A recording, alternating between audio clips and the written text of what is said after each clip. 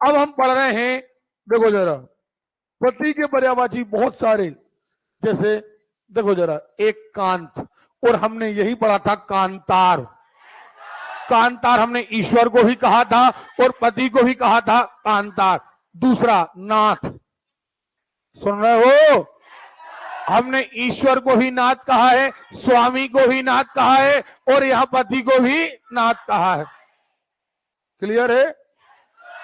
और आगे बढ़े, खाविंद, क्या कहा? शोहर, साजन, मियां, स्वामी, भर्ता, और यही शब्द सुन जाए भरतार। ओके, बल्लभ, सुन रहे हो? नहीं आ रही बात? सुन, आ रही है। बल्लभ का मतलब होता है पति, जैसे हम कहें सिया बल्लभ। नहीं आ रही बात समझ में? ओके, चलिए, सैया, बालम, मर्म।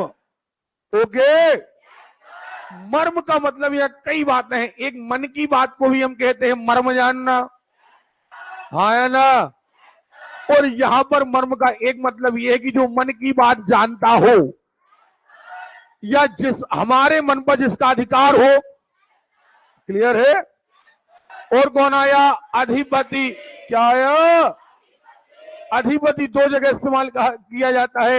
एक पति को भी कहा जाता है अधिपति, क्योंकि पत्नी के मामले में संपूर्ण अधिकार होते हैं पति को। जिस प्रकार से एक राज्य में संपूर्ण अधिकार राजा के होते हैं, इसी प्रकार से पत्नी के मामले में पति के होते हैं। इसलिए दो जगह अधिपति इस्तेमाल किया जाता है, एक राजा, सुन रहे हो, और एक पति। ओके, ये देखें भरतार, और एक आर्यपुत्र। क्या कहा? अब कह के आए, सुनाई नहीं दिया? पत्नी के कई बार सुना होगा भार्या। क्या? क्लियर है? कांता, कांतार से बना है कांता। वामा, अभी देखो बनने पड़ा था कहीं। क्लियर? क्लियर है? वामा, क्या कहा? वामा का मतलब देखो, फिर ये शास्त्रों से जुड़ी चीजें हैं। चूंकि पति पत्नी में पत्नी को बाएं तरफ बैठने का अधिकार मिला है, अतः इसे कहा गया है वामा। क्या कहा गया है? बाएं हाथ पर पूरा अधिकार है पत्नी का। भैया ये शास्त्र से निकले हुए कुछ शब्द अलग हैं, सुन रहे हो? तो क्या कहा गया यहां पर? वामा। ओके, देखो वहीं से आ गया वामांगिनी। क्या आ गया? माना जाता है कि पति के बाएं शरीर का हिस्सा पूरा किसका है? पत्नी का है। अब ये देखें, उसी से बन गया अर्धांगिनी। सुन रहे हो? आधे अंग पर पूरा पूरा क्या है? अधिकार, अर्धांगिनी। नहीं आ रही बात समझ में? अब देखें, ये तो चीजें आपको पता रहती हैं।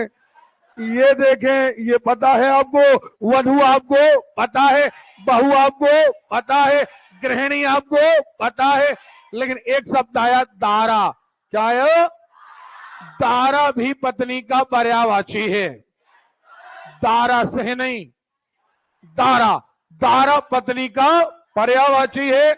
याद रखना, नारी पत्नी का पर्यायवाची नहीं, नारी औरत का पर्यायवाची है, ना कि पत्नी का। ओके, देखें दारा। अब तो जीवन संगिनी, क्या कहा? ये सबको पता है। ये देखें प्रिया, धर्म पत्नी। ये देखें सहचरी, साथ में चलने वाली। ओके, क्या हो गई? सहचरी।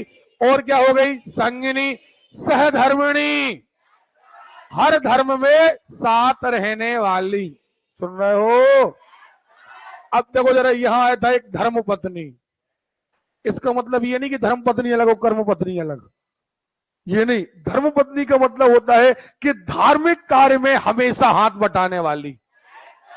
नहीं आ रही बात समझ में? और इसी से मतलब होता है, देखो अभी हमने धर्म पे से पढ़ा था, एक सहधर्मिणी, हाँ या ना? इसका सीधा मतलब है कि शास्त्रों के अनुसार जिसके बिना कोई भी धार्मिक कार्य ना किया जा सके। आपने सुना होगा, जैसे आप लोगों की शादी विवाह तो अभी नहीं हुए हैं, लेकिन आपके घर में बड़े भाई, चाचा चाची या मम्मी पापा जब पूजा में बैठते हैं तो कहा जाता है नहीं भैया दोनों जन बैठेंगे। तो ऐसे धार्मिक कार्य जिसके बिना नहीं होते उसे कहा जाता है धर्म पत्नी। हर कार्य में धर्म को साथ देने वाली सहधर्मिणी। ओके, चलो। और कोई बहुवधू तो सब पढ़ा है। एक नया वर्ड कल में याद रखना, गृहिणी तो आपको पता है, लेकिन गृहिणी एक दोनों जगह आएगा। गृहिणी अलग अलग, औरत को भी गृहिणी कहते हैं, घर का काम करने वाली गृहिणी। तो ये ज्यादातर औरत के पर्यायवाची में जाएगी, पत्नी। राहुल, तुम भी शर्मा क्लासेस ज्वाइन करो और अपने पिता का सपना पूरा करो। शर्मा क्लासेस।